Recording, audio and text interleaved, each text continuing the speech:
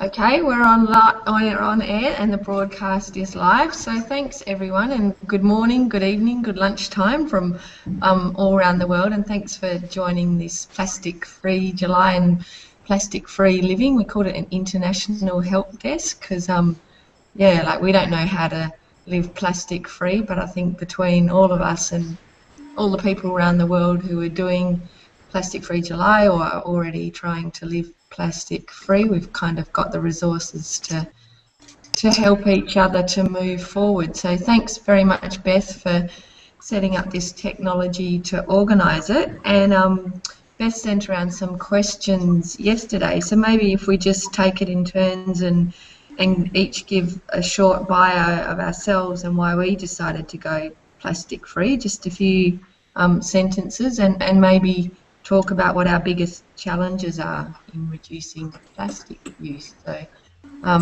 maybe we just go left to right as we, and then the people on the bottom of the screen. You want to start off with that, Beth? Sure. Sorry, I was dealing with technology. So I'm Beth Terry, and I live in Oakland, California, and 6 years ago, in June of 2007, I read an article about the plastic pollution problem in the ocean, and at that time I had been just like any other American. I was, requesting double plastic bags at the grocery store and drinking bottled water and eating processed foods in plastic packaging and not really considering where any of this stuff was coming from and where it was going. And what I saw was a photo of a dead albatross chick that had died, and its body was just full of everyday plastic pieces like bottle caps, and it stunned me. And I thought, first of all, I wondered why nobody was doing anything about it, and then the second thought I had was, well, what am I doing about it, and how am I part of the problem? And so I decided to see if I could live without acquiring any new plastic. And so for the last 7 years, I've been doing that, and my website is myplasticfreelife.com, and my book is called Plastic Free because I've been accumulating and learning so many different ways to live without plastic, and also so many things about plastic that would surprise people that most people don't understand, which makes me even more determined to get it out of my life as much as possible. And I think a lot of other people have similar stories to mine. Thanks, Danielle. Hey, I'm Danielle Richarde. I'm from Wilmington, North Carolina, and kind of took on the same bit that Beth did. I read the article that she read. Our plastics are turning to oceans, are we? And that was in 2007. But I didn't really start focusing on getting plastics out of my life until 2010 when I started doing consistent beach cleanups. And through doing that, and you see the same products littered over and over and over again, I'm just the type of person that I want to be part of the solution and not part of the problem. And when you see the problem over and over again, I just started changing my own personal choices.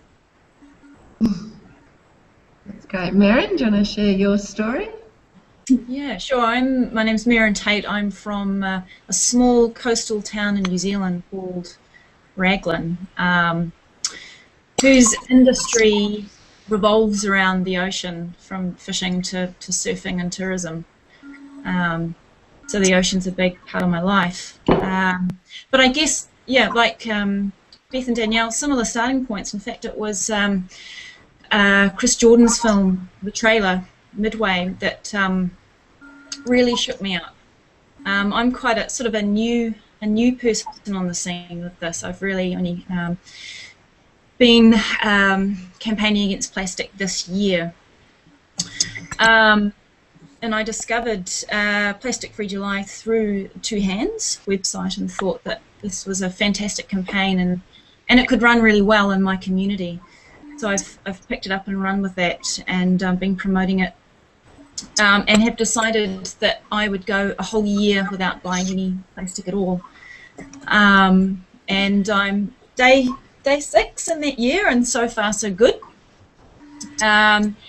But yeah, I've been absolutely overwhelmed by what I've been discovering and researching about harmful effects on plastic on our world and on ourselves as well, because it's a health issue too. So it's something that I'm very, very passionate about. And I have discovered all of you some months ago through this journey and been really inspired by what you're doing. So thank you very much. It's been very motivational. I'm pretty inspired by what you guys are doing in Raglan and New Zealand as well, and hopefully we can talk about that a bit more later. I'm Paul Sharp from the Two Hands Project. Yeah, I'm Paul Sharp from the Two Hands Project from Perth, Western Australia. We inspire people to remove plastic from the environment and to consider that plastic in the environment is a pollutant rather than a litter issue. What first really got me onto this is I'm an Asian person. I grew up on the coast. I spent a lot of time diving, beach combing, and I've seen the coastlines change in my lifetime. And probably the crunch point was watching a small girl build a sandcastle, and she was decorating her sandcastle with plastic instead of shells. And yeah, that kind of blew my mind a bit and got me really thinking on how to engage people on this issue. Yeah, I guess that's it. So my name's Rebecca Prince-Ruiz, and I work for the Western Earth Carers Waste and Sustainability Education Program in Perth's western suburbs. And we started Plastic Free July a couple of years ago, and I was talking to Beth about our story and our journey yesterday. And for us,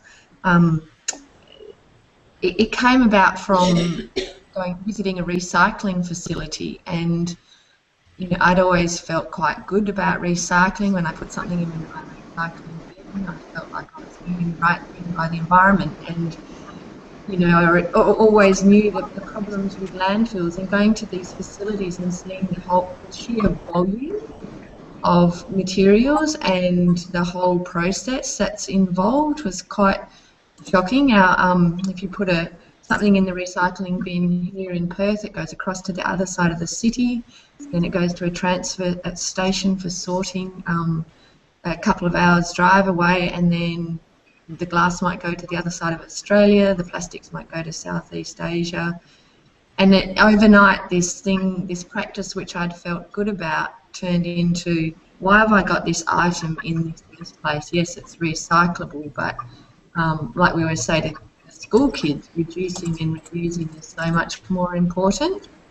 And so we heard about someone who'd gone plastic free for a month. So I just rocked up to work one day and said, hey, let's go plastic free next month and invite our network of volunteers to join in with us. Okay, Taina, do you want to try your story? Sure, just as my hound dog came into the view. Okay, thank you. Back up. Are we ready? Yeah. I guess everybody's muted. So my name is Taina Uito, and I started my plastic-free adventure just over 3 years ago. This is going on my 4th year. And I too had been learning about plastic pollution in the ocean, but it wasn't really a conscious thing that I decided, I saw something and I quit plastic. I think my subconscious had been like sneaking up on me a little bit. I used to be one of those lazy consumers who just never brought their bag or just got the coffee cup with the lid. It was like, oh, I have 10,000 cups at home, but whatever, And just one day I was walking down the street and someone said something to me about sardines, and some weird brain thing connected, and I decided to quit plastic. And I went home and told my boyfriend, and he said it was the worst decision ever. But I don't know, it just felt really right. And it wasn't until after I quit plastic that I really learned what a huge problem plastic was. So I kind of did things backwards, but definitely was worthwhile. And my blog is called Plastic Manners. It's just where I put down my opinions and rants and raves about plastic. And we're also currently producing a documentary film about my challenge year, as well as footage from 6 other families that quit plastic last year in Vancouver, BC, and Canada. And so that's called From the Waste Up. And that's about it. That's me. You know, we talked about discussing the biggest challenges for people that people have, and also how they explain their choices to other people, including friends and family, and when you're out as well. Well, for me, from the start, it was always my project. I never told my husband or anyone in my family that they had to do it with me. I just told them what I was going to do and explained why, and tried to use myself as an example just to see what was possible in terms of plastic reduction, but not to try to make anyone else feel bad or guilty, and not to nag anyone. And my friends and my husband have made huge changes. I mean, my husband uses very little plastic anymore. And the things that he does use are things that he's thought about and things that he's really decided he wants to have, rather than just buying whatever at the store because it happens to be there without considering it. So, you know, he still gets cottage cheese, for example, in plastic containers, but he's thought it through and it's something that he really wants. But there is a lot of snacks that he won't get anymore because of the plastic. And he started a recycling system at his job, which they didn't have before. He got, at his company, he got them to buy clean canteens for everybody and stop buying bottled water. And my other friends, they bring their own bags to the store with them, and they carry reusable bottles, and they've made these changes. And I think if I had tried guilt-tripping them, they wouldn't have done any of that.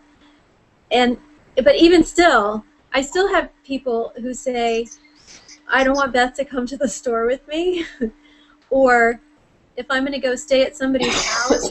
You know, I give a lot of talks around the country on living plastic free, and a lot of times I end up staying in people's houses instead of in hotels, and I'll get emails from them beforehand saying, oh my God, do I have to go through and deplastify my entire house before you get here? And my purpose in this life is not to make other people feel bad.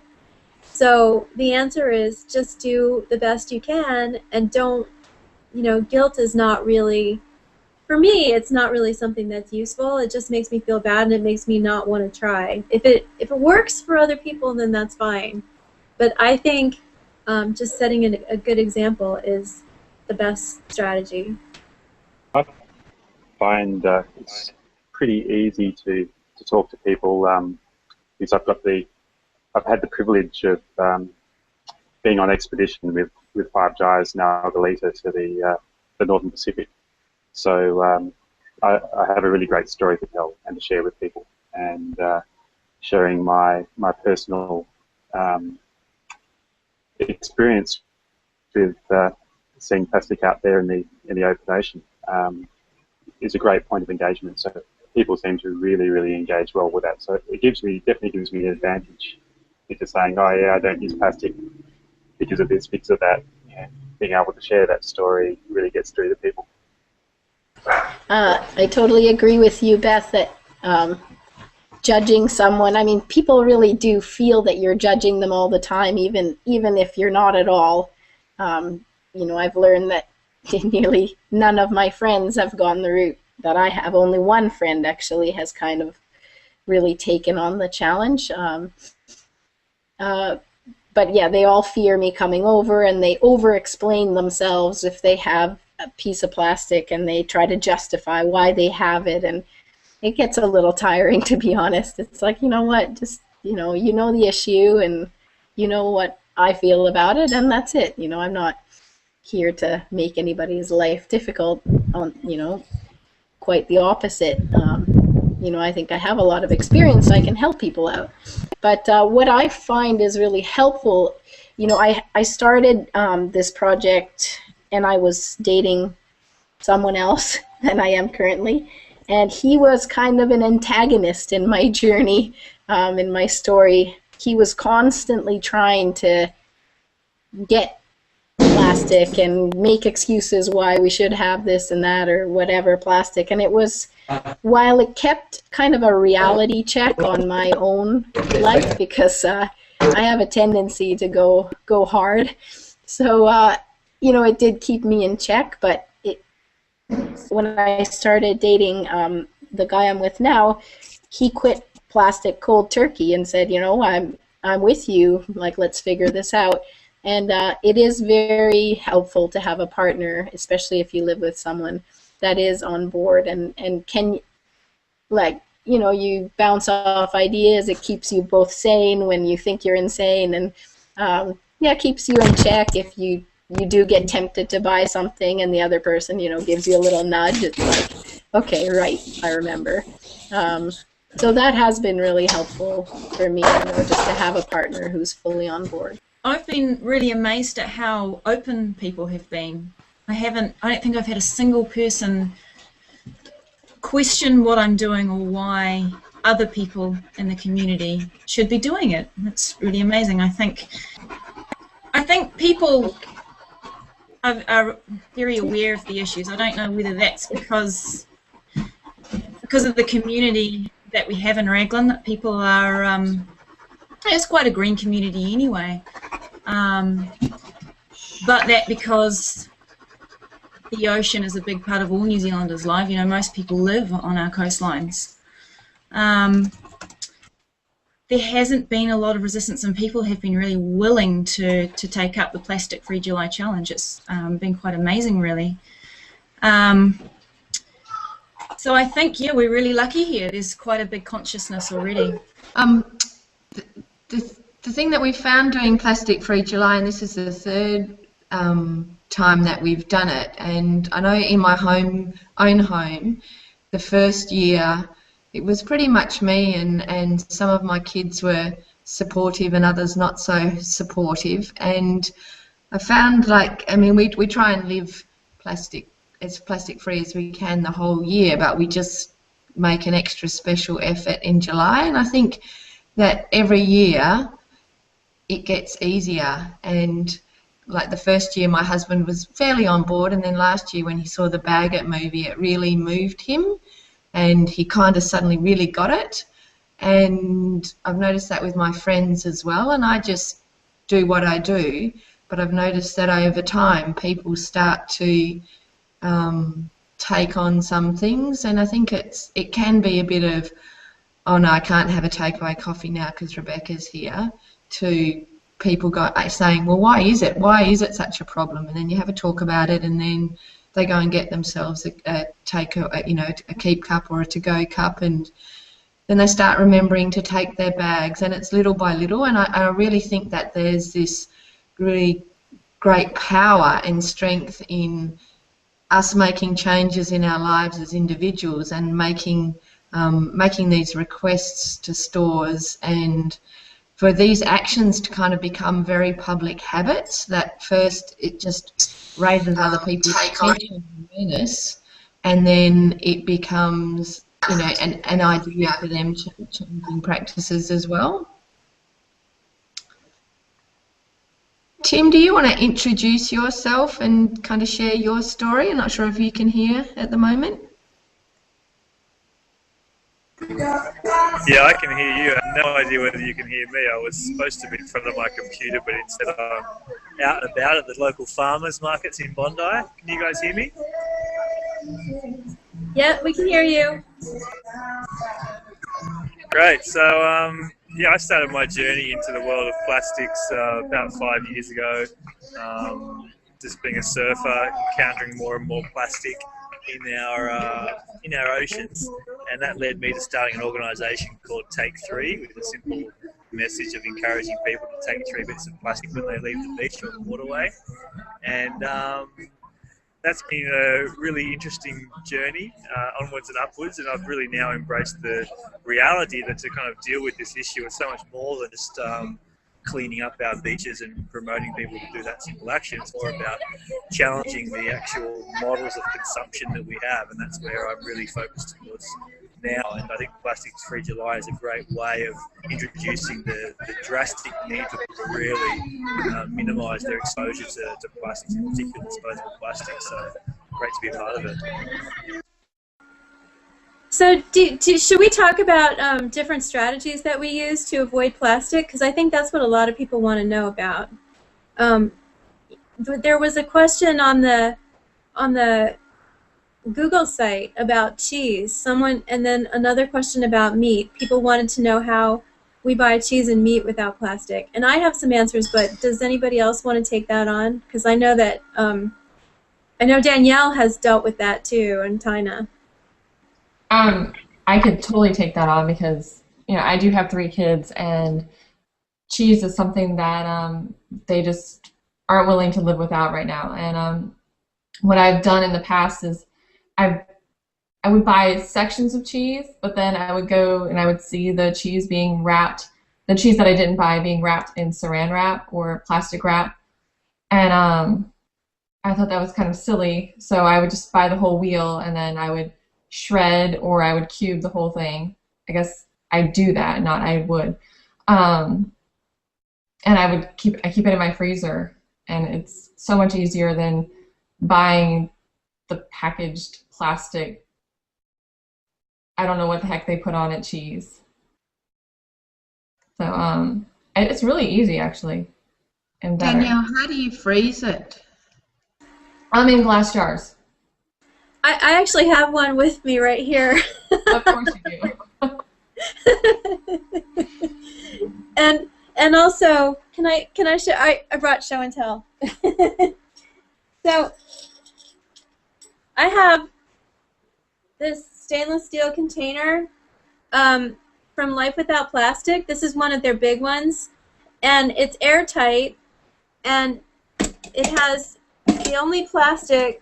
It's not really even plastic. There's a little bit of silicone around the outer edge of the lid on the inside.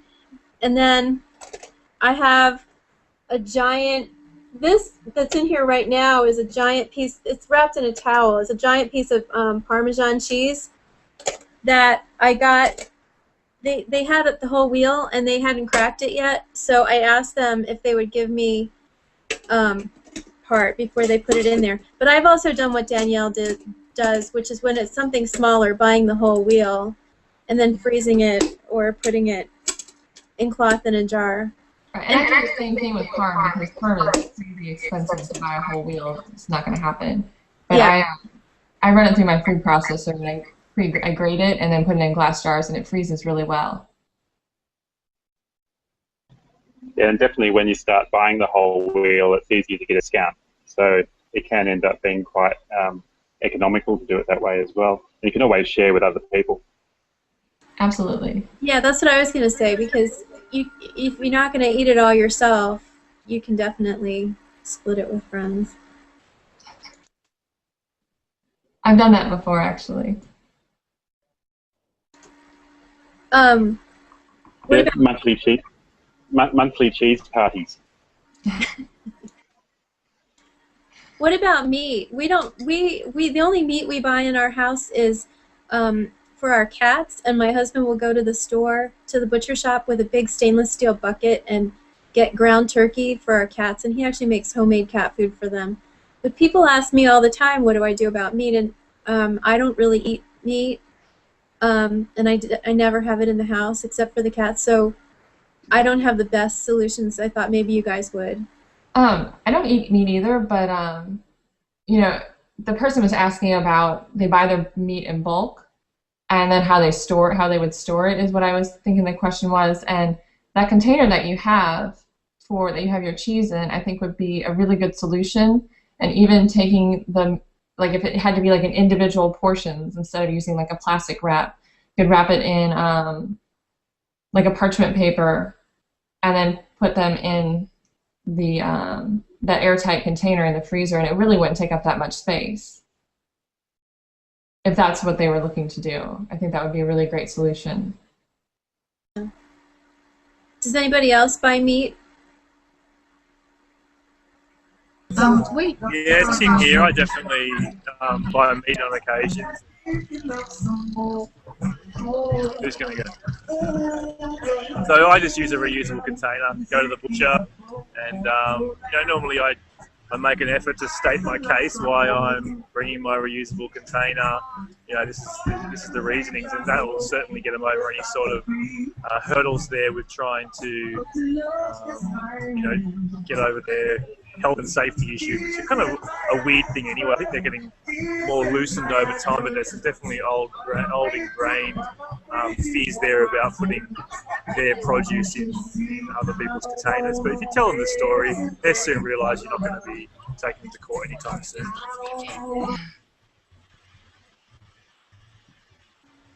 Yeah, it seems like different places in my area cite health regulations, but if you ask them to point out the exact regulation, they can't really do it. So it seems like just the individual business's interpretation of whatever the health code is, because some smaller businesses in my area have no problem using my containers, and then other ones do. And it's just a matter of asking. And I know that it can sometimes be a little bit embarrassing or feel scary to ask at first. It was for me in the very beginning, because we don't like to be told no, and we don't like people to think that we're weird. But it's just really a matter of practice, I think. Does anybody else have that, where they go and ask for something and they feel a little worried about doing it, or felt worried in the beginning? Because I sent you like a long thing about this, and because I've always been really nervous about asking for things, and because it's kind of asking people to go out of their way sometimes.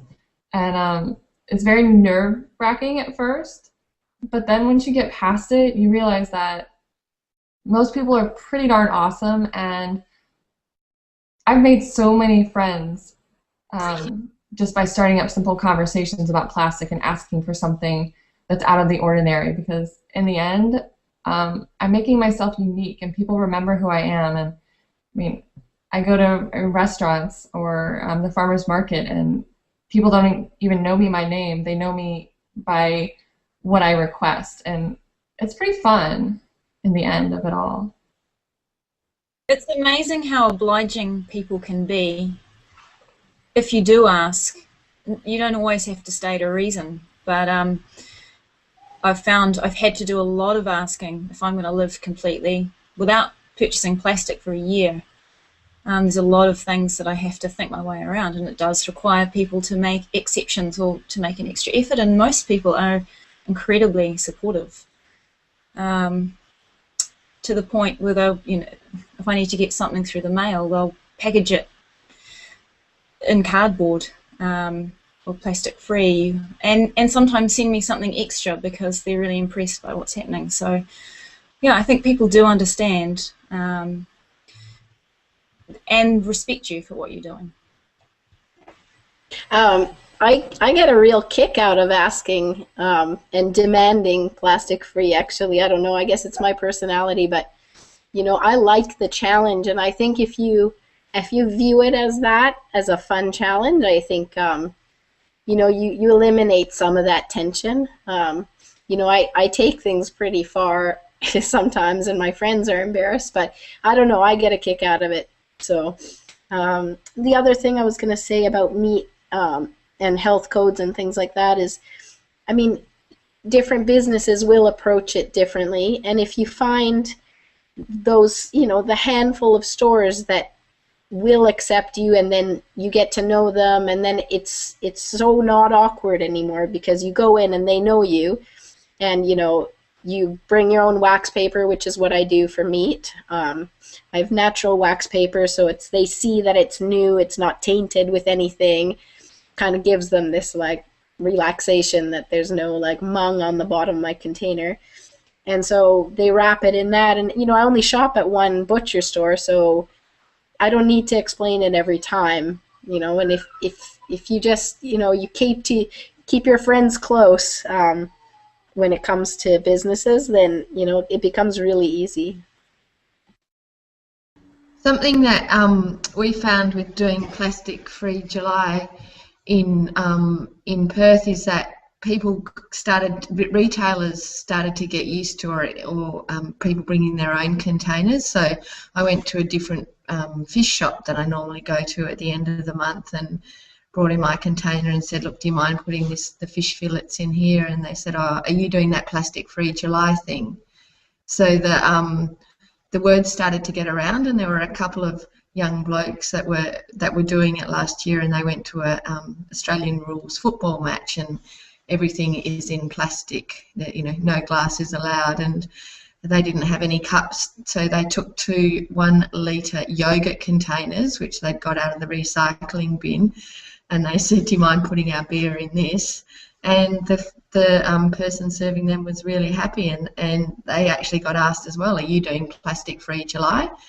And it is just a month, but it just starts to sow this kind of seed of, oh, this is normal, and retailers started to expect it. So I really hope that the more people that do it, the more of a norm that it becomes, and the more acceptable it becomes for everyone to ask these things.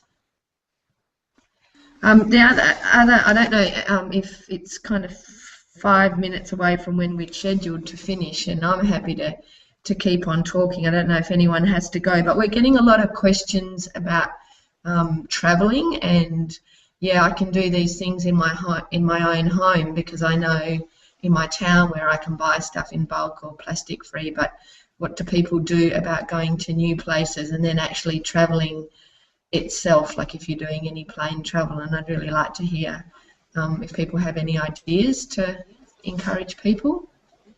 Yeah, I'm currently having a little bit of a challenge with that because I'm touring Australia in a bus. My travelling museum shark in a bus. So everywhere I go, things are different. So it's fantastic when, like, I dropped into a town on the west coast of Australia called Carnarvon, which is a big plantation town. They grow a lot of stuff. So I could just drop in right to the farm and stock up with everything cool, and it wasn't an issue whatsoever. But then I go to other towns and there really are no bulk options. So I do find myself using more plastic than I would normally. Yeah, so when you're touring on the road like that, it becomes more challenging. But one of the eye-opening things is many of these small communities, like currently I'm in Coral Bay in Western Australia, and they don't give out plastic bags. And they can do that easily because they're a small community. They don't have the big supermarket chains in town to oppose things like bag bans or reductions in plastic bags. So it's actually quite an easy thing for them. Which is, it's pretty crazy. You think the cities would be the ones leading it, but the small towns that really seem to know best. And on a more casual level, I guess, most of you guys are pretty familiar with things like airline travel and bringing your own cutlery and flasks and things like that on airlines. I find they're pretty supportive of all of that. There really haven't been too many problems with doing that. I don't know if you guys have had experiences with other airlines where there may have been difficulties, but yeah, I'll pass on to someone else now. Yeah, I have a section in my book on plastic-free travel because that is one area where people, I think, sometimes forget that they can keep bringing their own bottles and utensils and containers when they travel, just like they can when they're around town. And in fact, the last time I was at the San Francisco airport, in Terminal 2, which is the Virgin America terminal, they have a water bottle filling station that's not like a water fountain where you have to, do that awkward thing of sticking your bottle under the fountain and you lose half the water. It's a nice bottle filler where the water goes straight down into your bottle. And so I was filling up my bottle, and a guy in a Save the Bay t-shirt came up, and he had bought a plastic bottle of water, and he goes, "Wow, if I'd known you could do that, I would have brought my own bottle with me." And I said to him, you can bring your own bottle whenever you travel. You should always have your own bottle with you. Because I think, I don't know, people forget that traveling isn't any different. And so, yeah, sometimes it can be harder to find the types of groceries that you're used to getting around town. You know where to go when you're at home to get groceries without plastic. That might be a little bit harder to find, but you can always bring your own utensils, bring your own bottle, your own mug, your own container. When I go on a plane, I bring my own snacks with me so that I'm not taking the plane food that's all wrapped in plastic. Remember to bring your own headphones with you so you're not getting those cheap plastic headphones from the plane. And if you think you're going to want to have a pillow, bring your own pillow with you, because they throw those pillows away at the end of every flight, which was shocking to me. And Oakland Airport has a pillow recycling system, but they're just downcycling it into something else. And, I mean, people say, well, flying and traveling in general has such a high carbon footprint. Why are you worried about the plastic? And my response to that is, yeah, of course we should be reducing the miles that we're traveling in order to reduce our carbon footprint, but that doesn't mean that we should just forget about the plastic and forget about how much trash we're producing at the same time. It's all things that we need to be doing. I mean, I think it's a really exciting thing to try and find all these awesome products out there that do exist. I think it's quite apt for me to show you today my little stall at the Bondi Farmers Markets. Got a little thing here to use disposable single-use cups and the whole range of products that I've started selling now through this reusable business. But I think we just need to make these kind of items more widely appealing to people. There's this cultural change that needs to take shape. I think it's already happening for us. We've made the transition. We've found how fun and engaging and how much we can enjoy that little challenge, and it's just now a matter of taking that up to the wider community. So I think Plastic Free July, once again coming back to that, is just another nice incremental step in the right direction. Because I mean, I have so much fun trying to live plastic free. It's awesome. Hey, very, very cool, Tim. The store's looking great down there in Bondi. On the airline travel, I think we can also have a conversation with the airlines and get them to go back to reusables. Like after the expedition to the North Pacific, I flew back to Australia on Hawaiian, and they had real glasses, they had real knives, real forks. They didn't have plastic throwaway cutlery and glasses, which was pretty cool. And I think any airline could pick that up again and get back to using reusable food service rather than the disposable stuff. Yeah, that's right. There's companies aren't going to change unless consumers demand it. So it's really important that we are quite loud in what we want. If we passively accept what is given to us, then of course there isn't going to be any change. So yeah, I encourage people to get out there and voice it. Write letters. Go on Facebook. Write some messages on a Facebook page. It's something that pretty hard to ignore once it's up on the internet. It's quite a powerful tool. Do any of you have stories of?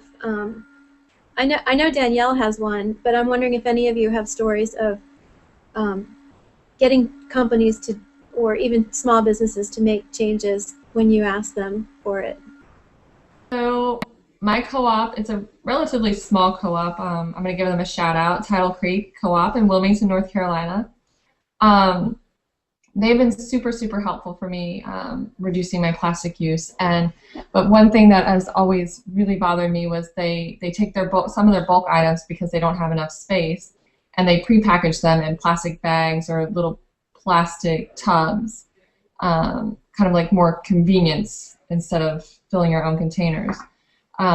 They've always been super helpful for me in filling my containers before they fill their plastic bags. But after Beth came out in March and we did a talk together, a lot more people started asking Tidal Creek to make that switch, to stop prepackaging their bulk items and I think it was about maybe a month or so ago, they announced that they're going to start transitioning some of their prepackaged items into the bulk bins, and they're going to eliminate some like candy items. They call it, need versus want, and they're going to put the needs in the bulk bins for people, which is super cool. I'm excited. Cool. Yeah, with some of the community that we contacted through Two Hands project a couple of years ago, Danielle, I believe you got on board here as well. We managed to get Colgate to stop selling their disposable toothbrushes in Australia.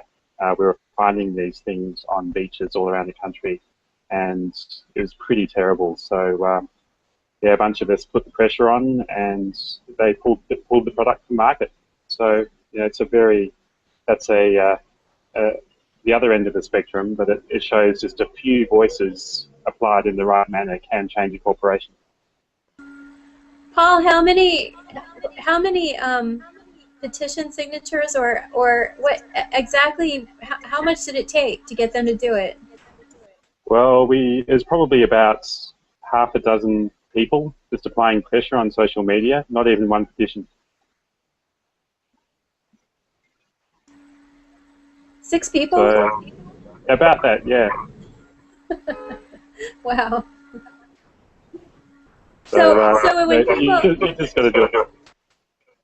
When people think that their voice doesn't make a difference, their one letter isn't going to make a difference, their post on Facebook or Twitter or blog isn't going to make a difference, it really does. Every single voice makes a difference.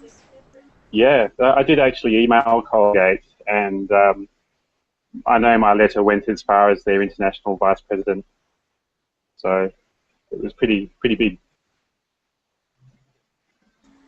So if you've got something you see needs doing, just get out there and do it, because your voice is what it takes.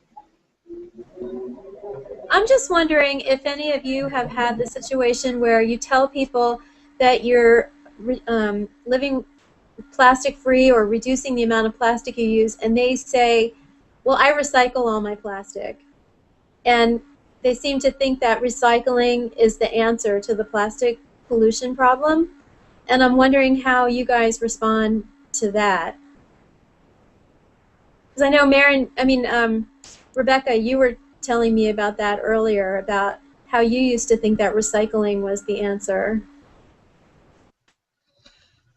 Yeah, I mean, and recycling, the issue is recycling of recycling was where we came into all of this. And having been to those facilities and seen the process and seen what's involved in it, that's very much what we do when we're going out and talking in schools and in communities. We're telling people, we tell the kids, like, when you put your plastic yogurt container in the bin, this is where it's going. And I think that recycling the problems of recycling are one that people can grasp, and it can become a starting point in the conversation. And I think it's really time, because I think we've had 20 years of as a waste educator, the education has all been about how to recycle properly and what you put in each bin, and that's the most important thing. And this trying to live plastic free is the next step on, and that's where you have the reducing and the reusing, which is so much more important. So we always say, yeah, great, recycling's great, it's really important, but it's not the most important thing. And if we make these decisions to not purchase it in the first place or to reuse it, then we don't have to look at the recycling. But it's a really common thing. People think that they are plastic free or doing the right thing because everything they buy is recyclable, and everything has that little recycling number on the bottom, so it's all going to be fine. And I think a lot of people think that that little triangle means something is going to be recycled, and don't realize that all it tells you is what type of plastic it is. It doesn't tell you if it can be recycled or not in your community. So it's kind of misleading. Yeah, I think it's totally misleading. I think it's totally misleading, and I think that's where we're really kind of focusing a lot of our education and awareness raising on. What was the most surprising thing for you guys that you found out had plastic in it or was made out of plastic?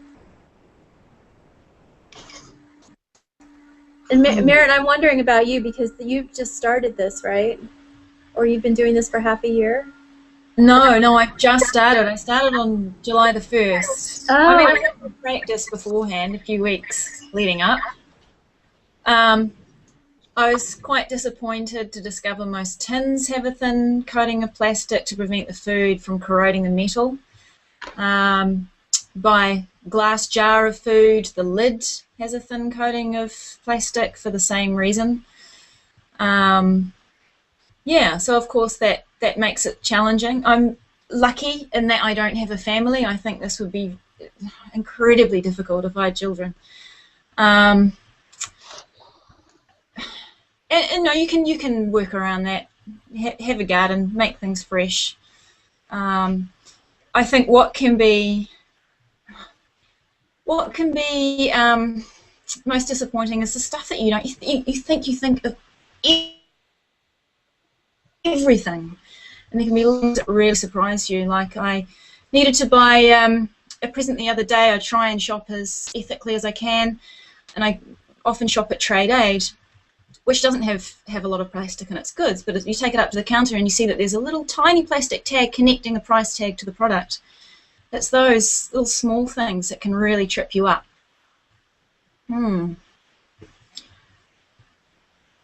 But then, of course, it's a matter of prioritizing too, right? Because there's so much big stuff that we can get rid of before we worry about those little tags. Like people are always asking me about little plastic produce stickers.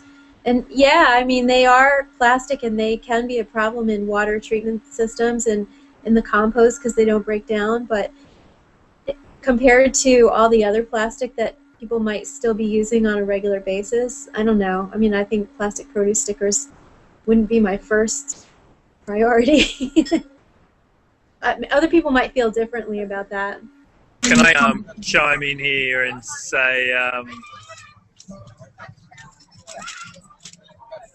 was going to say chewing gum was probably the one that was most shocking to me, and I think that came from you. Thanks, Beth.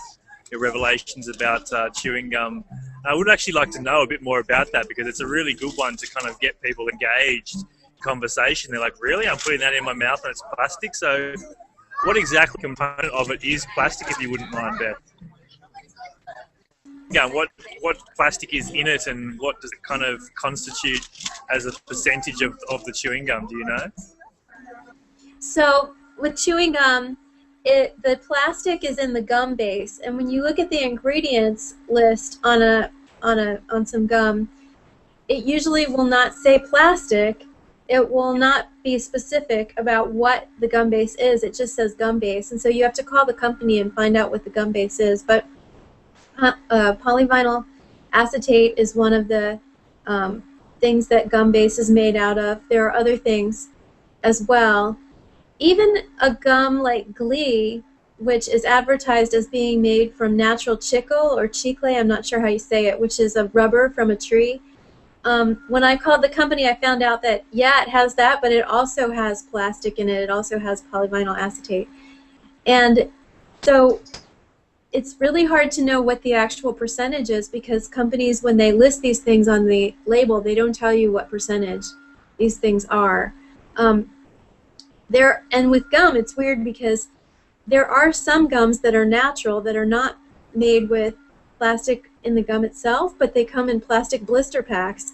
So I don't really, it's the gum and the packaging. But in Britain, there's a company called Peppersmith, which makes plastic-free gum in FSC-certified cardboard containers, and there's no plastic at all. But unfortunately, they only sell it in Britain right now. And right now, something that Danielle and I have been really concerned about and trying to figure out recently is plastic in tea bags, paper tea bags, because there are tea bags that we know are plastic, those ones that are kind of nylon-y or silky, and those are actually made out of plastic. But even some paper tea bags actually have plastic fibers in with the paper fibers, and it's really hard to figure out and to get companies to admit or to tell you what's in those tea bags. And I think that a lot of times customer service people don't actually know. So that's what I'm researching right now, and trying to figure out if there's a way to actually test some tea bags to find out, because they seem like there might be plastic in them, but I don't want to say any brands right now because I haven't found out for sure if they do. The Celestial Seasonings is one brand that definitely has plastic in it, and they admit it. Yeah, it's a great excuse to get a teapot and drink tea the proper way. Exactly. So skip the tea bags altogether and buy your tea in bulk, and just use a little metal tea ball or something like that, and then you don't have to worry about it. Yeah, fantastic. Now, the chewing gum is really quite disturbing, isn't it? Particularly when you've got to wonder what kind of plasticizing chemicals they use to get that texture. It really boggles the mind to think about these things, that the chemicals that have been into our food and our food's packaging without our knowledge. My clothes having plastic, that was kind of a big shocker for me. Learning about the fibers, the plastic fibers that are used in to make clothing stretchy, or different designs on shirts or whatnot. And I've always been big, I guess, into composting, and I was always composting my lint. And not only, would I be taking that lint and putting it in my compost bin, by doing so, I'm adding little plastic fibers to my compost bin. Those same plastic fibers, if you're not on a well, they're going out into the ocean, into our water system. So that was really surprising for me, and something that I haven't really found a complete way around yet. Yeah, we don't. Dryer lint is one of the few things that ends up in the trash at our house for that reason too, because not all of our clothing is completely plastic free, and I try to buy things that are 100% cotton or 100% hemp or and organic. I mean, because cotton has a lot of problems too. But even when you buy clothing that says it's 100% cotton, that tag, that doesn't apply to the thread or the designs on the clothing. It's just the basic fabric that the clothing is made out of. I didn't realize that books had plastic until I actually wrote a book. Is it okay with you guys if I show my cover of my book? Sure. So here's a little plug. So the book is called Plastic Free: How I Kicked the Plastic Habit and How You Can Too. And the publisher, Skyhorse, said, we're going to try to figure out how to make your book without any plastic. And I said, wait, books have plastic? Because I hadn't even realized that, and I've been doing this for all these years. And they said, yeah, usually there's a plastic coating on the cover and plastic glue in the binding and plastic thread. And so the way they made the cover, the jacket is just plain craft paper, and then they made the cover just this plain uncoated cardboard. So it's just plain cardboard, and then the spine itself, can you see that? It's just sewn together with cotton thread, and they left it exposed so people could see what that looked like. And unfortunately, though, because of that, all the libraries are covering it in plastic. And there was a funny Australian story too. Tim, are you there? Can you tell the story about the book at your mom's shop? Yeah, so my mum was managing a university bookshop. She had that for 25 years, and so when I saw Beth's book was coming out, I was like, Mum, can you get me a copy? And she brings it home one day, and lo and behold, there it is waiting for me, shrink-wrapped in plastic.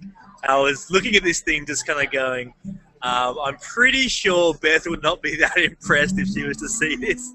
So I took a photograph and sent it to her. I think you hit the roof, Beth. And, you got to the bottom of it, and thankfully they've made promises it won't happen again. But yeah, I hate to think how many of your books were unfortunately shrink wrapped in Australia. I know, it was just the Australian distributor that did that, and I guess it's because they shrink wrap all of their books. And when I told my publisher about it, my publisher was really freaked out too. They were like, no! So we can kind of understand why the libraries are doing it, and we wish that they would find another material to protect the book besides plastic, but we do want it to last so that lots and lots of people can benefit from it, and so that we're not wasting books by having, you know, more books destroyed and libraries having to buy more books. But when it comes to stores, you know, or distributors shrink wrapping it, that's just completely unnecessary. And then the other thing that's stupid about it is people can't open it up and flip through it, and to me that's what would make people want to buy it in the first place, when they see all the information that's in there. So anyway, hopefully Tim, when your mom orders some more books, or when you order more books, that won't happen.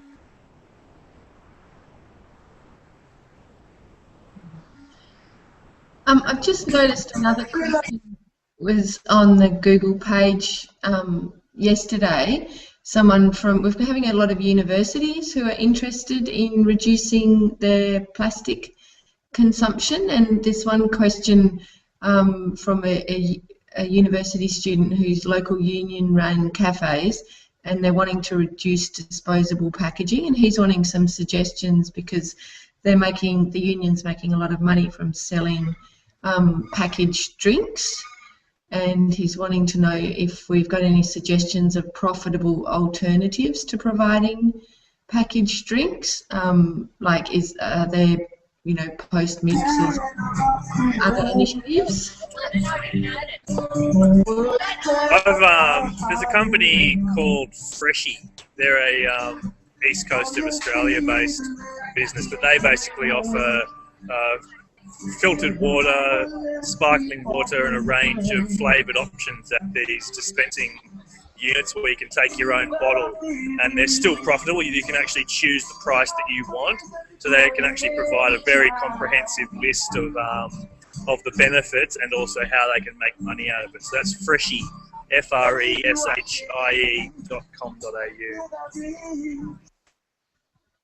Do we know where that university was? No, I don't. Yeah, there's also post-mix machines.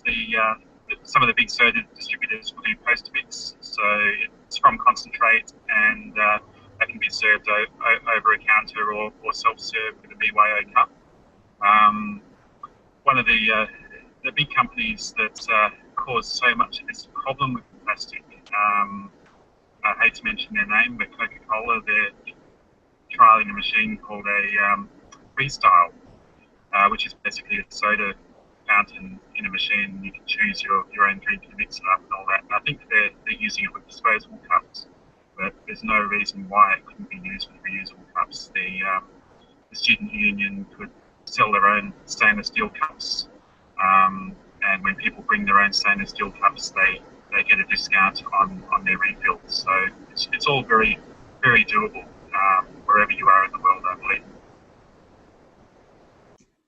I would like to add that I think that it's definitely very doable, but what I'm getting from the question is that it's like the grab and go section where they have everything like prepackaged, and it's really based on convenience. So like you can run in and you can grab something, and I think that the school has to kind of get on board with a different mindset in order to change that. And I think in order to do that, in the school system, at that college, university, or whatever it may be, that there needs to be a group that comes together and says, we want to change this, and then come up with a different solution, like as Paul or as Tim said, and switch those items maybe from a grab-and-go format to more of like a bulk format where people can bring their own containers in to grab those things. That's just my thought offhand. Okay. If the universities can't simply change over to a bulk or reuse system, then maybe what they can do in the transition, they can have both options available, yet charge 2 or 3 times more for the disposable option, and say, this is why we're charging more, because it's a really bad idea. Here is the option, bring your own cup and you will get a discount, or this will be so much cheaper for you. So make it a really good financial incentive, and so many students will respond to that because you know, they may not have a lot of money to start with, or they may be more interested in spending their money on beer or whatever it is that students do these days. So yeah, simply making the bad choice more expensive is a viable way for student unions and so on to get these ideas floated. So did anyone else have any other kind of questions that you commonly get asked by other people? Any hints or tips for people out there that are doing it for the first time and might be feeling a little bit overwhelmed?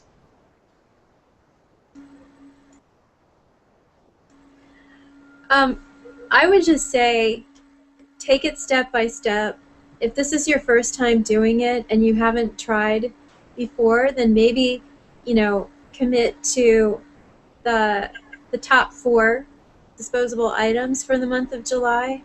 And if you are doing the entire, you know, going completely free for the month of July and you haven't done it before, just do as much as you can and don't beat yourself up if you're not perfect, because this is a learning experience. And I love that you're calling it, Rebecca, you said that originally you had like the bag of shame or something, and you changed it to the dilemma bag.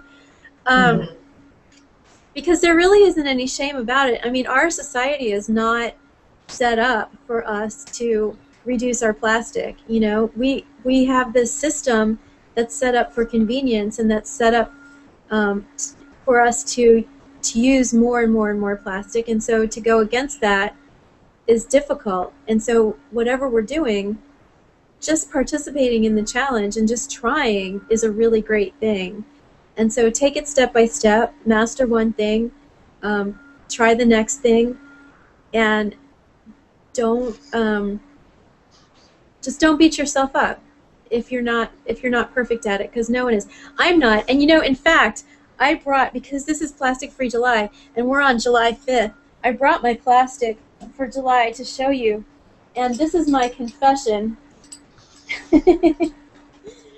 My confession is that it's summertime here, and I got really thirsty, and so I started, instead of using my soda maker, I started buying all these sodas in glass bottles and thinking, oh, it's fine, there's sodas in glass bottles, right? But, so this is the plastic that I have. It's the metal soda caps, but they're actually lined with plastic on the inside, which I think somebody else already mentioned. And I have 4 of them. So this is my plastic so far for July. And I know what to do about it. I mean, it doesn't even go in my dilemma bag because it's not a dilemma. I should just make my own soda. But I was a little bit lazy, and so that's my confession. I like that. Plastic-free confession.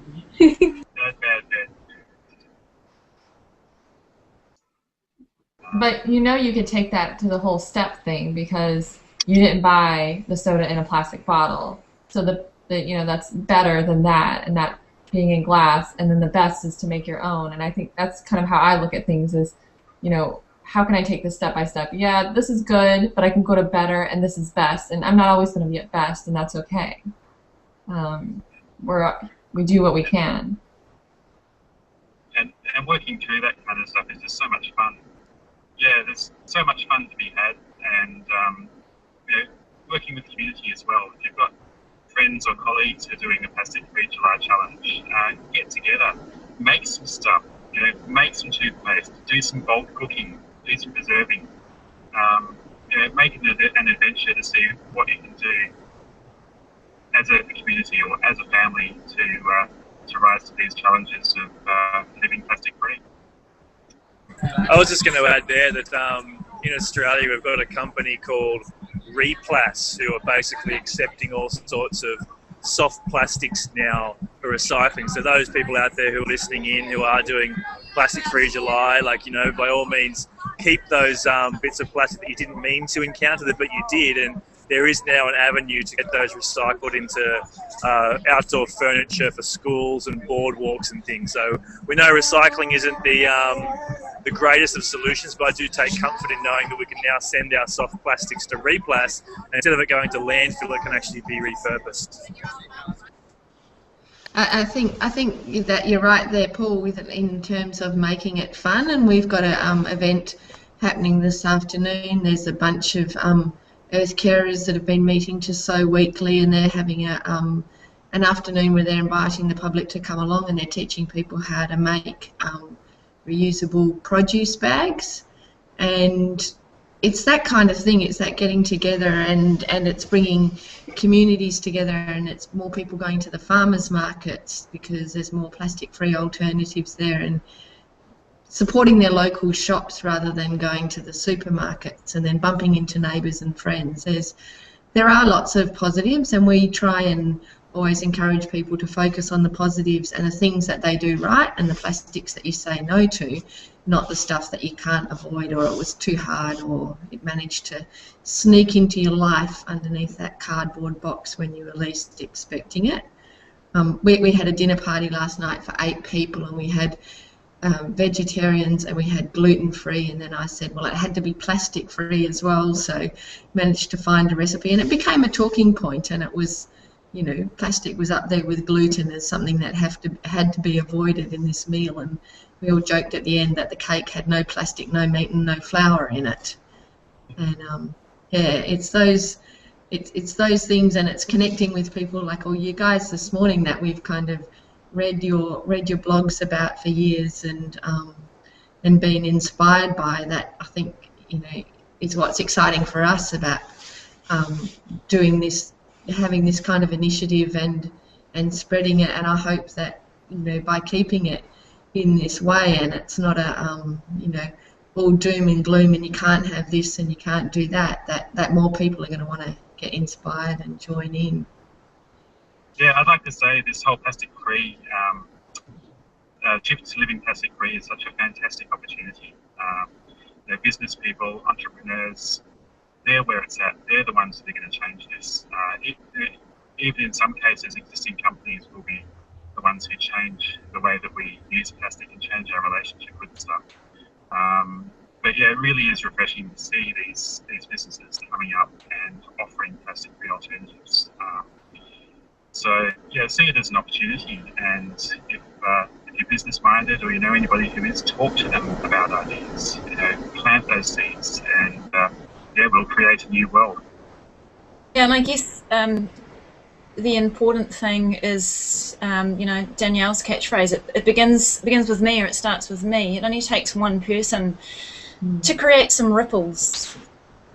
And one person in a circle of friends or family to do something like Plastic Free July, and people turn their heads, and awareness is created automatically. Whether they take up the challenge as well or not, you've created awareness, and that has a follow-on effect. So even if you're doing Plastic Free July for one day and you're only doing the top 4, then that's something that you can be very proud of and know that you are making a difference.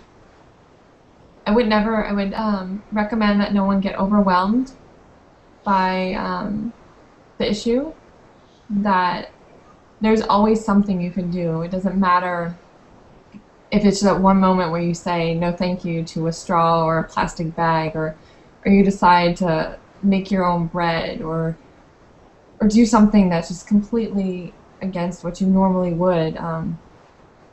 It's all worth it, because in the end, I mean, even if it's just you, that one thing, that's a difference that you wouldn't have made if you hadn't made that change. I think it's really important to focus on the positive and never get overwhelmed. Or if you do get overwhelmed, because sometimes, I mean, I even get overwhelmed still sometimes, then I just focus on something else for a while, you know, something that's really fun, something that makes me happy about this world, you know, music or walking in nature or playing with my cats or something like that. And just remember that it is a little bit easy to get obsessed with this, and